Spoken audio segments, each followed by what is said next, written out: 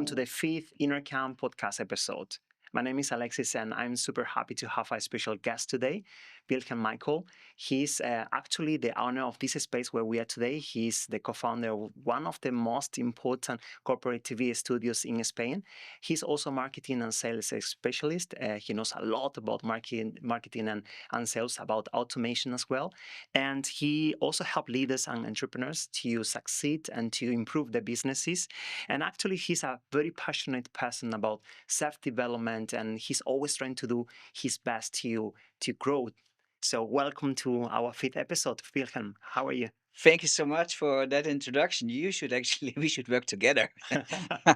Amazing having you here, being here with you. Thank you. Amazing. We're going to talk today about your book. We're going to talk also about your work. But I want to ask you, how were you in this phase of your life? In which chapter of your life are you now? Well, I personally believe that it's all about growth your whole life. And I would say it's about leaving something behind when there is nothing left anymore. I believe that we live in a transformational period of acceleration. And right now, more than ever, we need people that stand up, that actually have an own opinion. They don't go with the flow, actually abandon the sheep flow of life and just swim against the water that goes up. I actually like to swim up, not down. Amazing. And I love your studio. How did the project started? How was born? Um, it started, everything great starts with something challenging, let's say it that way. I was over 6 years actually working from Spain in Austria, one of the biggest companies, state companies, the rail ad in Austria, with my partner, best friend, and mate. So he was the thriving force as well, a connector. He's like a family. So he actually left this world far too early. It was a decision by himself, which created a deep emotional, then physical impact in myself, in my life. Then, yeah, like everything that happens to you, it takes some time until you realize that it happens somehow for you. Hmm. And that means there was a year, I would say, I was quite a little bit lost, and yeah, I just did not know any sense. Where am I going? Where do I belong to? What's the purpose of my life? I would say I was disconnected from my purpose. And yeah, there came issues with my kidney. I had operation, I tore meniscus, and it just kept showing up. And yeah, when you're lost, then I believe it's a moment that you realize that you have to dig deeper. You have to dig deeper, which I actually did. So I went to the Amazon for some weeks. I went 3 months to Peru, and yeah, I went on some retreats to actually start digging inside. And I had a clear vision, which was sanar. Sanar means to heal, and then there came along how to heal. I got clear vision of what I had to do, Wow. what was the purpose, and yeah, what we did actually is to create like an amplifier to give people a voice, to give people a place that they actually can spread out a message that leaves an impact. And I can see it because when I'm here and I'm working with you, I can feel that. I can see that mission. And there is something that you said. You invited me to an event recently, like 1 month ago, more or less. And there is something that you said that I think it changed my life. You said something when you were talking to everyone. You said, Speed is sexy." And this changed my life because since that moment, I started to embody this quote and this way of living in my company and to do things in this way and to like to deliver faster. So what is speed is sexy for you? It's like you gotta move fast. It's all about. Meanwhile, I would say we all have our characters. There is no good, there is no bad. That's the first understanding of the equation. But the characters that we have, some are more destined for one thing than for others. It's as well in companies. And my definition of speed is sexy, while others still thinking of the strategy, I'm already running. So it's about, if you think about something, if you want to do something, commit first, figure out later. You want to do an Ironman, you commit first, start training, and commit later. In the moment that you are stuck in your brain, you're lost. When you're in your head, you're dead. And start fast, finish strong. It's one of the mottos. That's why I say speed is sexy. Yeah, and I guess like automation or artificial intelligence is supporting you. The setup that you have created here at the Blue Sky is helping you to deliver faster, right? Absolutely. How are you using AI and automation in your business? I have to admit, it's using me, it's supporting me, and it's just to do a few things right, to learn a little bit about the prompts. And it's actually, I would say AI, it's an amazing tool, but it's nothing more than an amplifier. Because if you're already good at something, you learn this three, four little steps on each of that, and it magnifies what you're already good at. And it helps to, especially administrational stuff, when you delegate, when personally, my strength is not the technical implementation action area. So, but it helps me to learn a lot, to delegate better. Just recently this morning, it's an onboarding form for us. We are an agency, digital marketing agency. So I needed some more specific forms to elaborate and to give it to the technical department. And it helped me. I think it was like 10 minutes, 15 minutes, what normally could have taken me, I don't know, 2, 3 days, because you have to learn about it, read about it, and as well, once you have the information, it's as well the way how you deliver the information. So it's extremely speedy working with design, with presentations, with resuming, with implementing strategically. So I think AI, it's an amazing, advanced, especially when you love speed, to do things faster, more efficient, and more productive. Totally agree. So I also use AI, and then I have seen the difference at InnerCamp. And still, there are many people out there who are afraid of AI. They think that they're going to lose their jobs. They think that we are going to be controlled by AI. So there are many fears out there. I would say what you said is a very important point. In the moment that we feel fear, I would say it's not fear, it's just lack of knowing something. It's of the unknown.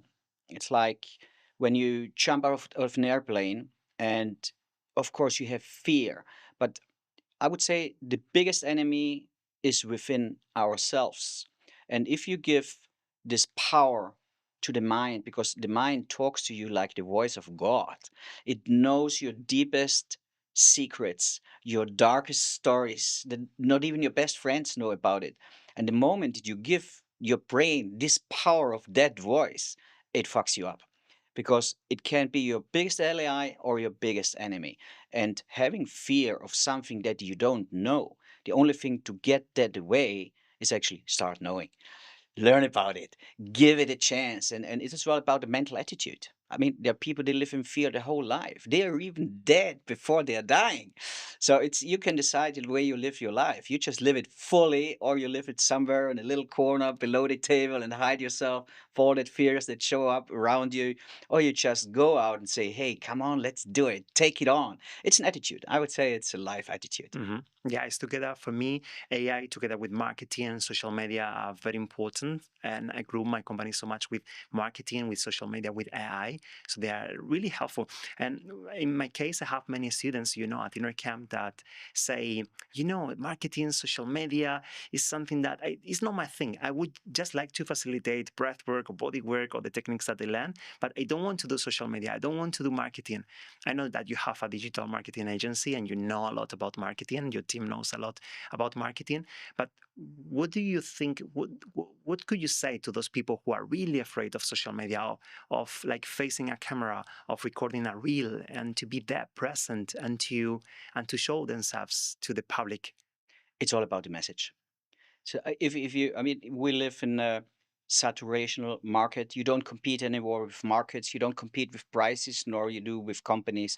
You compete for the number one currency in this century we're living on now, which is attention. The moment that you realize it's not about social media, it's not about the channel, it's not the people you're talking to, you became absolutely irrelevant to the market. If you are not on your company's screen when they're scrolling, you're not in their top of mind. If you're not in their top of mind, you're out of business. And what makes the first huge difference, instead of publishing or being in social media. It's all about why should you be there? So what's your message? What's your story? What is the emotional impact that you create? What are your three legs that you're moving? When I come to your house and I wake you up at 3 a.m. in the morning and say, hey, Alexis, tell me, what is pillar one? And you, it's mental development. It's all about your mind forces, energy, power, resilience. And I can talk about that 24/7 without sleeping. I can go even without breathing. I can go ahead because that's my pillar. And then it's all about the narrative. It's like, what's your narrative, the story that you build around it that actually it create this attraction of people to you? Because right now, social media became like the guys they go to the gym, like this pictures, Totally, I yes. picture here and yeah, it's good. I mean, the question is, do you earn money as an influencer? Or actually do you attract people with your story? Because once you attract them, you can actually nurture them. It's all about nurturing, not about selling. Nurture, nurture, nurture, and then you can sell. Educate, educate, educate, then you can sell. Yeah, I think it's a lot about the mindset and also the limiting beliefs. Like, we work with holistic practices, spiritual practices as well. And sometimes it's like the limiting belief that if I'm on social media, it's my ego. So I'm pretending to be someone that I'm not. I'm a guru and I don't want to be a guru, or I don't want to earn so much money. There are even abundance limitations or limiting blockages around money as well. It's like I don't deserve money because if I'm supposed to be a spiritual person, so why should I charge so much money, or why should I have money? Of course, you need to pay your bills and you need to pay for your stuff. So money can actually accelerate your mission and can help you in your business. So I think there are some limiting beliefs and some mindset work that need to be done around around the mission. What is your mission, Wilhelm? You brought something up very, very good, Alexis. When you're a spiritual person, you're not related to the ego anymore. Ego comes in place when it's about yourself. How they gonna perceive me? What will they think about me? How do I look? In that moment, your ego is talking. It's all about yourself, like watching in a mirror.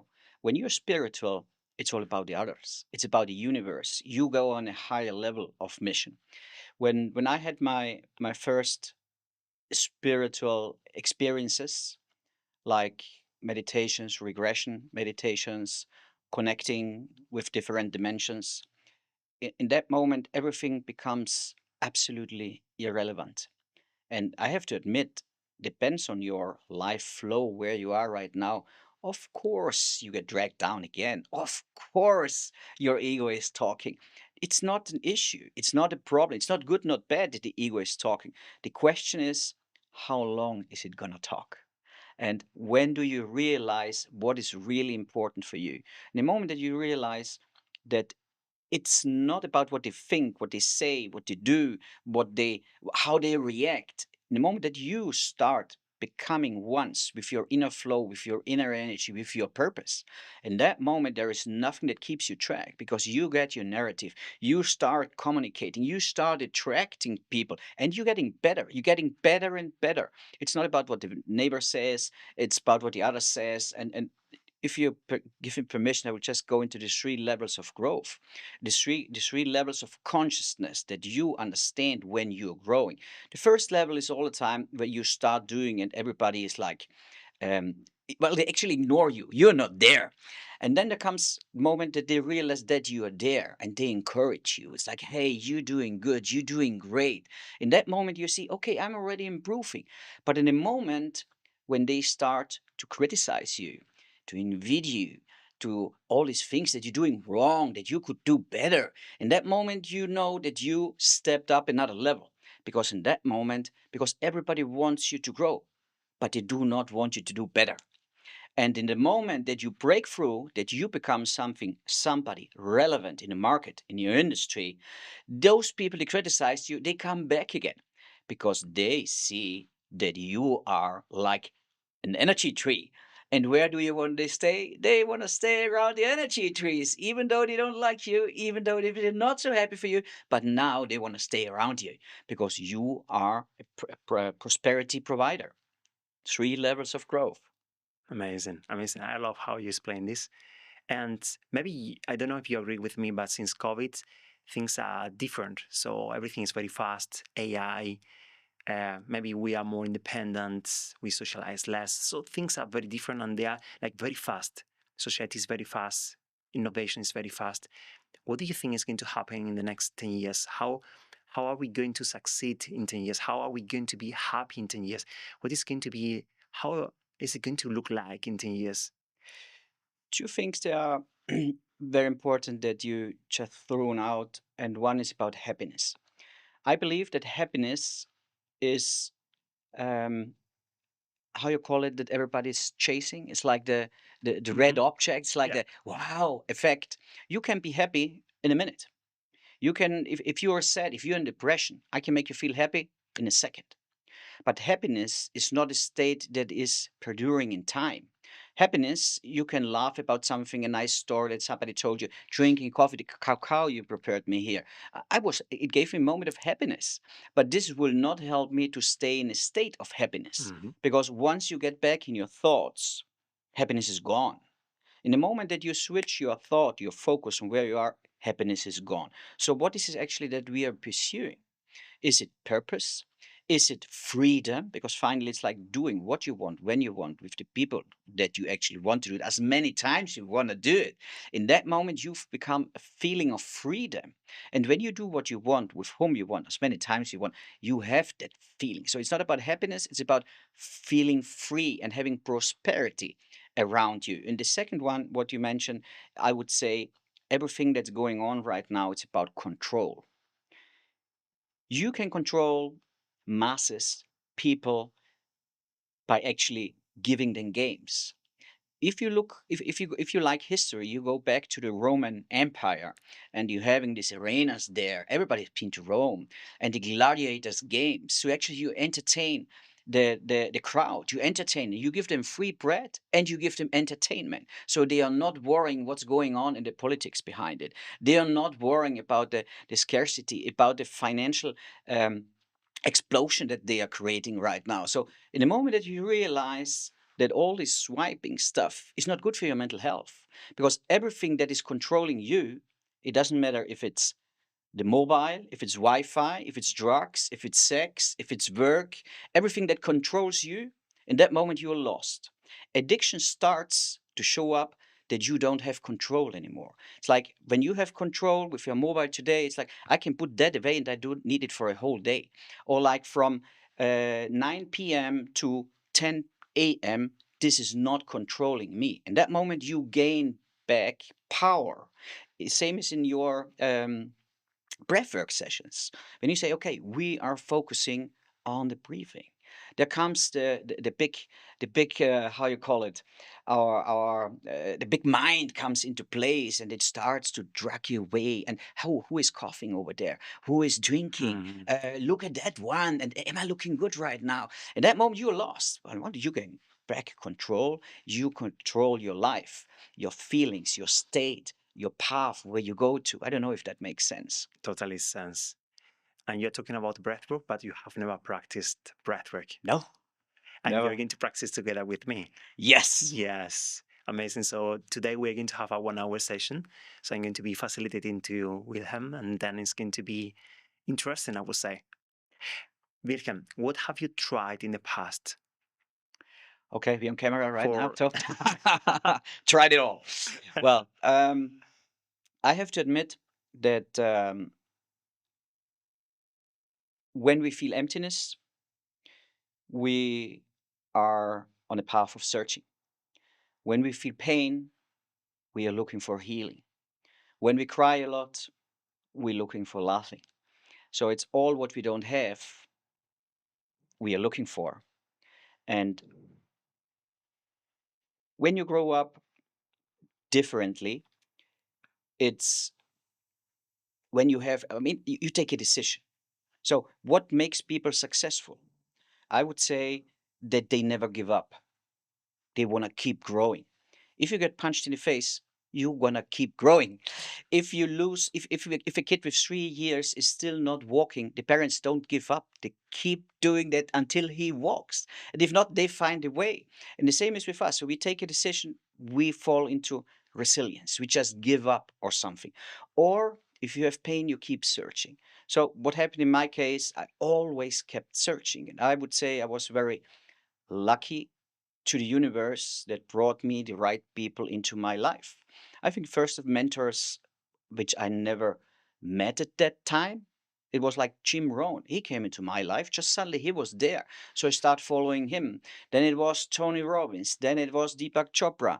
Then it was Christy Marie Sheldon Energy Healing. Then it was the Ho'oponopono. Then it was I started to do retreats. So it's like a continuously growth. I remember there was years I just earned money to save money to become a Tony Robbins Platinum partner. And it's like you keep going and you keep growing. And as well as as more that you invest, as more that you're surrounded by people, they are leading in their fields. You can like them, you don't like them, but they are leading. It's all about where they are, who you with surrounded by, and what is it that you take away that you can start learning and teaching others, and then you grow. So what did I do? I did psychedelics. I was on ayahuasca retreats. I tried it all because I believe everything. I What was the purpose? It's not I want to do this. It's like I want to stay connected because I'm looking for answers. They are maybe not in these dimensions. Maybe I'm looking for solutions they I cannot find in a book. And it's like, I want to grow fast. Speed is sexy. I don't have time to read 400 books. I want to get information in a condensed time to multiply my growth. And who is the most influential person for you now, these days, nowadays? Um, right now, I would say it's my kids. Mm. Looking at them, the way they perform, the way they grow, it's becoming an observer more than a judge. It's like you observe, you see, and it's you don't like everything. You're not comfortable with everything, but it's a learning curve. And right now, it's like observing a lot as well, observing myself because I'm never happy with myself, and sometimes you see that you're going in a direction that you don't like it. So it's all about the consciousness, and I'm very happy to sit here today with you to doing this breath session because I have expectations. I have expectations that it leaves a trace, that it makes something inside me different as it was before. That's something that I can take with me and apply it in the morning. What sense does it have if you use it once and you don't Of repeat course. it? Yeah.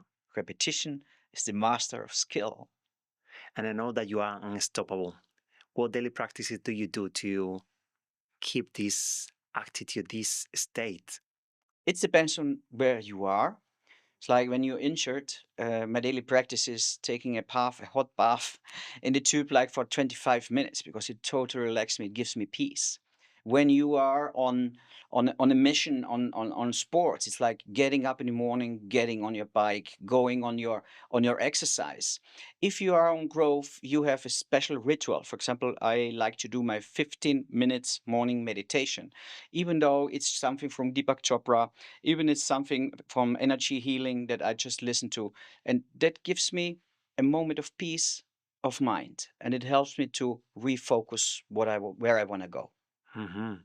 I remember in one of our recordings when I was recording myself for the new website, and I had to repeat many times. I got feedback from you, and no, improve this, improve that, do this, do that. And you mentioned when I'm in front of the camera sometimes and I need to repeat, sometimes I get angry. So, where is this anger coming from? Perfectionism. Hmm. We are very demanding on ourselves. And as more demanding we are on ourselves, as more demanding we are on others. I recently, well, it's not a joke, just a funny story. So I started, well, I come in an age where I want to do something to stimulate my brain and my energy. So I say, okay, why not taking a singing lesson? Hmm. And yeah, we had some karaoke, and I asked my daughter, and I said, "Hey, what do you think? Which song is actually quite good for me?" And she said, "Hey, Daddy, you are really good at so many things, but singing is not one of them." I said, "Okay, good feedback, thank you." And even though I said, "Okay, let's start with a singing lesson," and the singing lesson, even though this morning I had a singing lesson, and it was not of the performance that I had, but he's a very skilled teacher. And he said, the way that you produce your voice tells me a lot about yourself. You are somebody who needs to have control, and you are so harsh on yourself. I said, how do you know? I can see the way you move the voice. I can see the way that you sound and where you get stuck. And I have the moment that I get angry. I get angry with myself. I just take it that rip off. And yeah, you learn. Even though in my age I'm getting already backwards, so you're still on your curve upwards.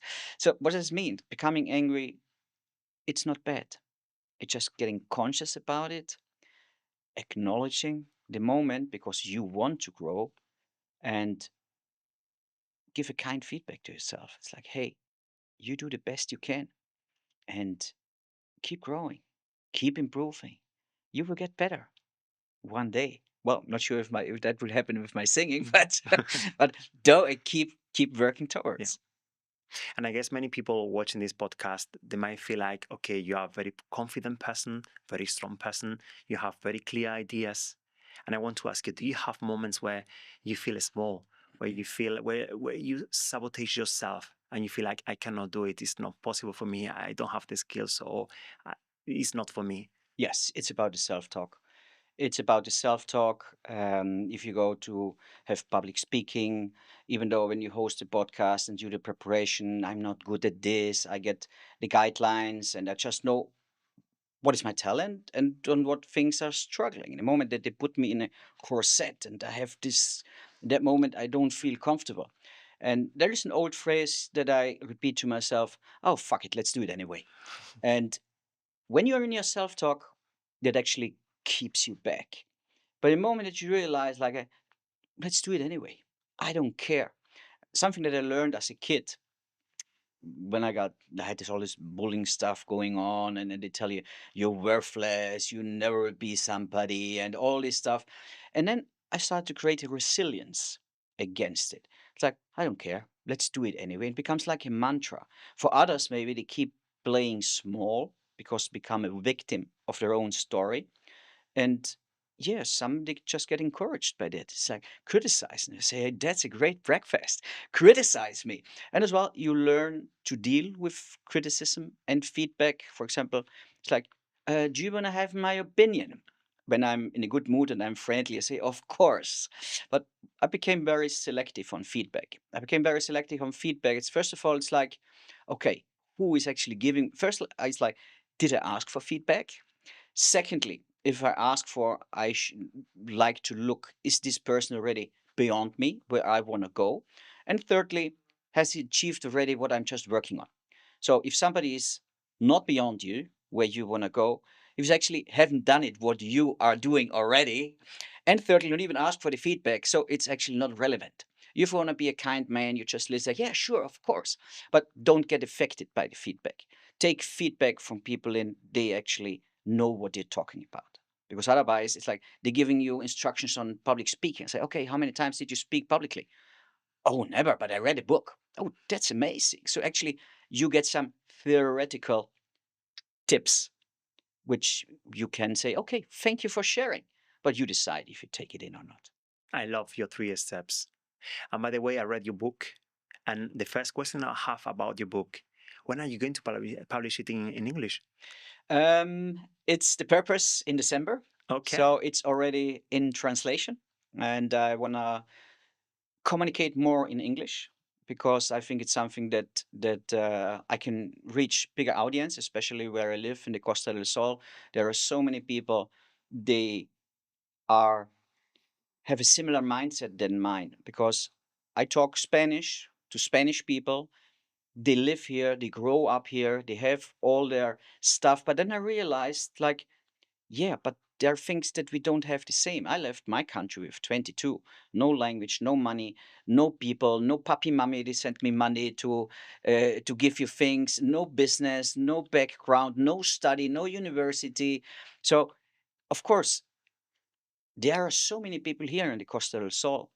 They went through a similar process, and they are actually want to stay connected to people. They can lead them, guide them, share stuff with them, and that's why I want to go into the English market as well, to share more, to do more workshop in English. We did already workshops in English, and yeah, I'm ready. I just want to grow. I want to contribute. I want to give more to people and to see them having success. That actually gives you success, makes you feel great when other people, they are with you, they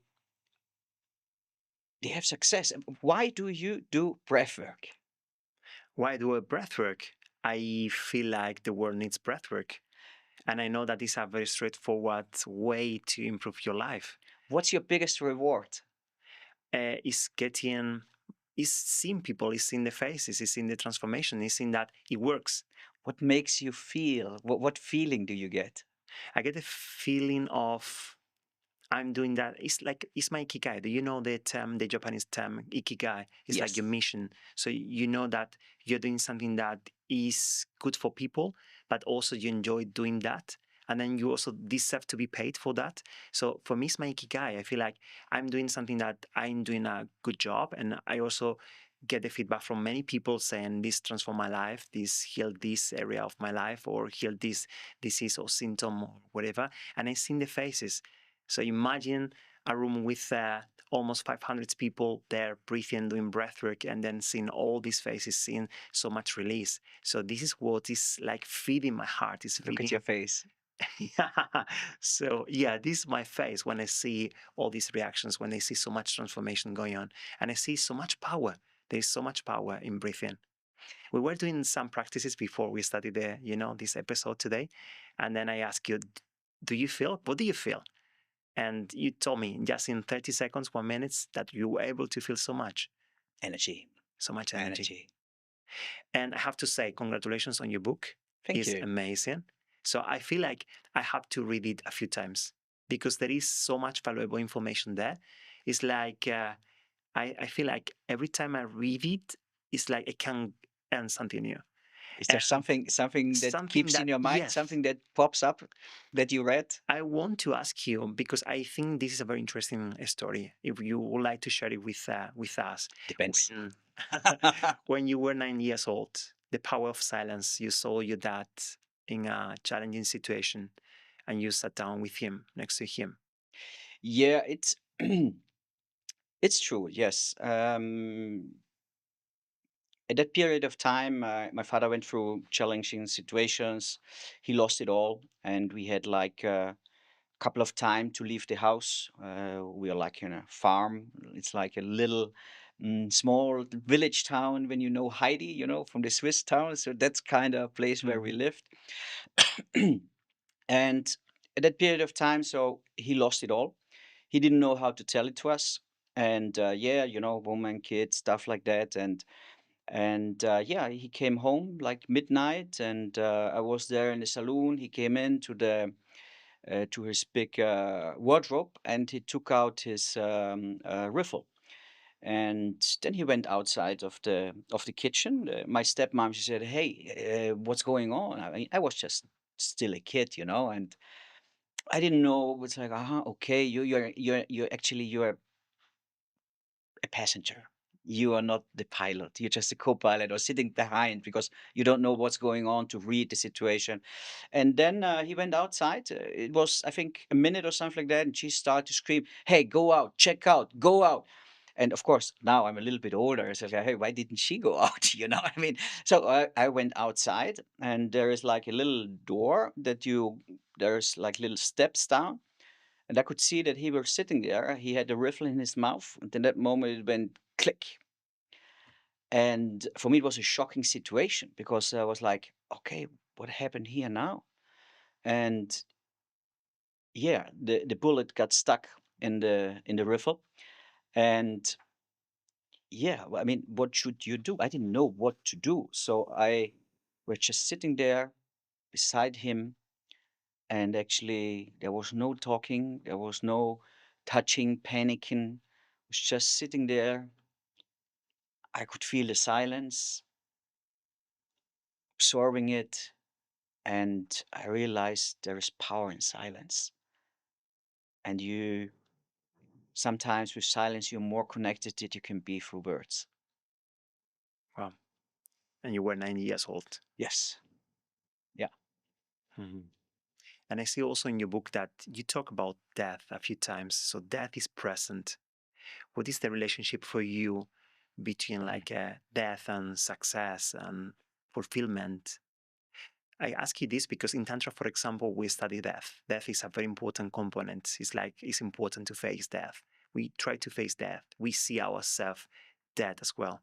And this is a way also to reach enlightenment and to bring more happiness to our lives. So, what is death for you? Growth, a new start. It's a learning curve. I associate death before I was 5 years, five and a half years. I've lost four of my mothers. So four of my mothers, like my real mother, the next mother, the aunts, everybody who took care of me. So in that I realized actually death is part of it. I just didn't know what it actually means. With 18 months, I lost my mother. So with 18 months, you don't know what is there. You just feel that something that is a pillar in your life, love, is taken away. And over years, you look at things. Well, it's not study. You want to know. You wanna discover. So I realized that death is just normal. Everybody dies sooner or later. Some things they hurt more, sometimes they less. I believe the first death that I really suffered for a long time, it was my pet, my dog, Strolchi. I think I was 4.5 years. I think I were days without eating. Can you imagine? With 4.5, I had already lost my mother, my aunt, my grand aunt, and they just died away. But actually, the biggest pain that I can feel inside was losing my dog. So it became just very normal. And death, I think I got as well very affected on my best friend's death when he committed suicide. And I realized it's like I did not go to sleep when I buried my father until I could find something that it was worth hanging on, holding to. What was the purpose why he showed up in my life? And what do I learn out of that that makes me better to help others? So when somebody's dying, when somebody goes through loss, I would never go there and say, "Oh, I'm so sorry." And say, I'm sorry for your loss. How do you feel? It's like I can help people to go through pain. Most of them is like, "Oh, I'm so sorry." It's bullshit. I mean, you can never feel that what that person feels, but you can connect with him through silence, through being there. And I believe people they went through that energy, they can connect better with other people they are having issues or challenge on accepting. I think it's all about acceptance. It's about acceptance and giving it a purpose. A purpose of what did I learn? Why did I meet this person? What is the reason that happened, or what can I take for me, with me, for you? It's like all the time finding something bigger than yourself. What the legacy do you want to leave in this world? Awakening. I want to awaken people of their loss. I want to show or leave a path of possibility. You can be poor if you're born poor, it's not your fault. But if you die poor, it is definitely your responsibility. So it's all about awakening. It's about the new youth. Right now, there is no financial education. There is nothing about leadership. There is nothing about, they just train you since you go to school, college, university, how to become a great sheep in a farm. how to follow rules. When the ding dong goes, it's like everybody has to walk out like this, everybody has to do this. You become a fantastic employer in any big company. But I think it's a moment right now that you have to rethink. In a moment that too many media, TV shows tell you the truth in this indoctrination process. In that moment, you should just stop, step back, and don't take it in. It's not about going against it, it's about giving the opportunity that you investigate your own opinion. In the moment that somebody puts plate and chicken on front of you, don't take the fucking chicken. There is no cooked chicken in the air. There is no such thing as free, painless happiness. If you want to success, be prepared to pain. If you want to grow, be prepared to work. If you want to have whatever you want, be prepared to lose before you gain. And as soon as you're aware of that, as better you're going to succeed. Amazing. So I think we are ready for the breathwork session. Are you ready? No, I want some more cacao, what you prepared for me. Great. I So hope you enjoyed the cacao. this is The cacao is amazing. actually opening your heart, so it's really a great medicine to balance the energy and also to open your heart. So what might happen here in the breathwork session is that you feel a bit more, you open, you become Even more more. vulnerable. Nothing more dangerous than a motivated, stupid guy, you know? Amazing. So let's go to the session and let's get ready. Yes. Amazing. So let's sit down fast and I'm going to explain you what we are going to be doing today. So we're going to have 3 phases. So in the first phase, we are going to be inhaling through the nose and exhaling through the mouth. So the breathing is going to be something like this.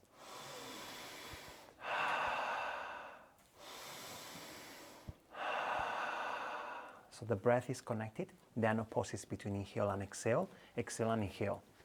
If you feel at any moment that you don't feel anything, nothing is happening, so I'm here, I'm very present, and I don't feel anything in my body, so what you can do is to breathe more. The more you breathe, the more you feel. This is the rule for us. The more you breathe, the more you feel. If you feel at some point that is too much for you and you would like to feel less, you can breathe less, and then you're going to feel less. Then we're going to be holding the breath a few times. So we're going to hold the breath after the exhale or after the inhale. And in the last part of the session, we're going to be breathing through the mouth. So all the breath is going to be through the mouth. We're going to open the mouth. We keep it open all the time. It's normal to feel like the dry mouth and it's not so comfortable, but we keep going, we keep doing. If you feel like it's too much for you and then you cannot keep it for so long, you can move back to the in through the nose and out through the mouth. So the mouth breathing will be something like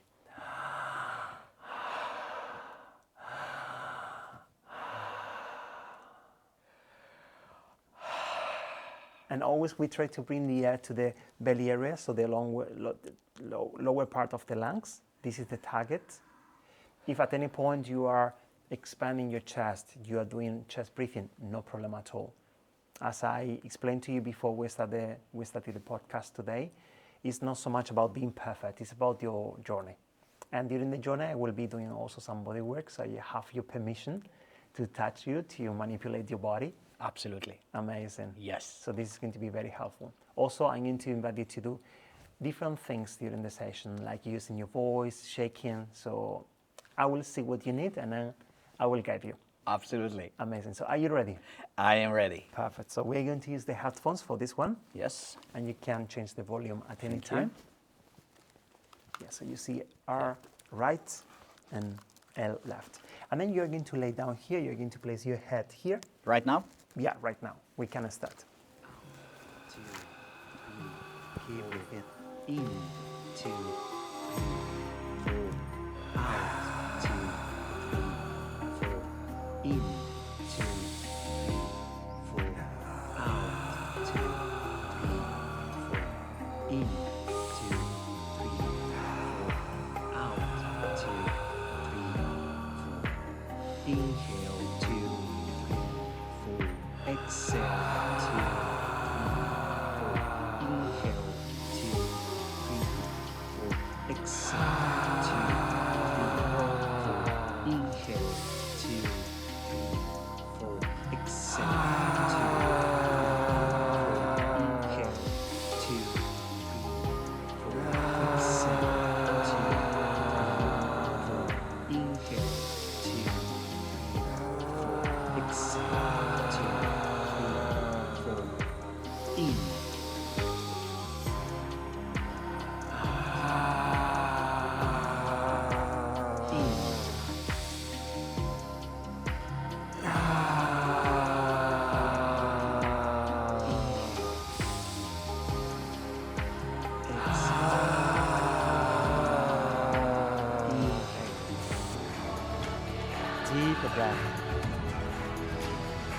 Allow any sounds. Let it go. Deeper breath. Deeper breath. Use your voice. Use your voice and allow to release. So that you need to release today. Deeper breath. Use your voice. Louder. Louder. Louder. Use your voice. Louder. Use your voice. Louder.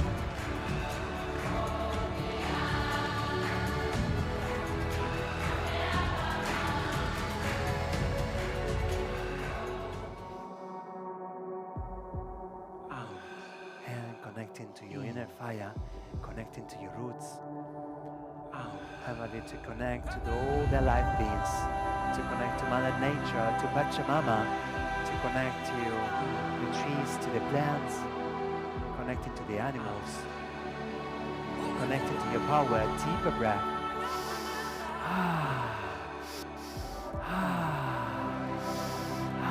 And connecting to your voice. What is your spirit animal? Connecting to your spirit animal and feel the support that you're using your voice. Use your voice and allow it. Deep breath. Use your breath. Use your voice. Can you feel it? The lion within, the tiger within. Who are you? What is your mission in this life? Feel it. Feel the power within and use the voice.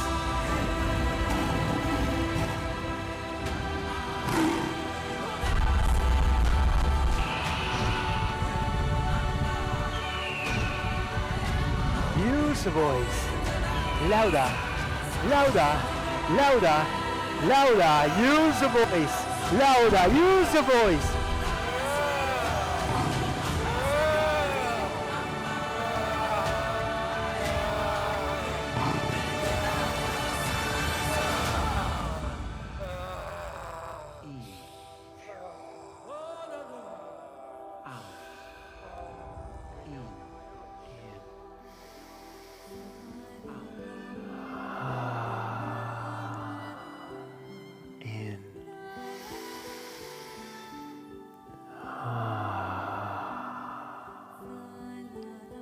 Feel ready to come back to the present moment and ready to remove your headphones and to open your eyes.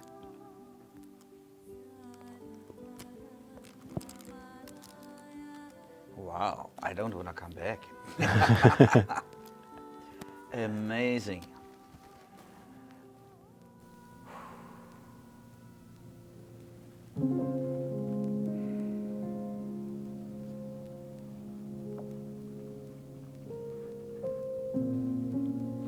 Anything you would like to share?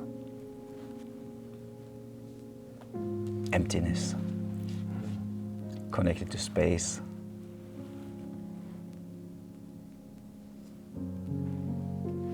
Everything you need is within me now. Less is more. Biggest gift and connection is the connection to yourself. All the power is inside. Source of light, source of power, source of love. I am ready to transform your life. Are you ready? Come to our website and book one of our events. See you there.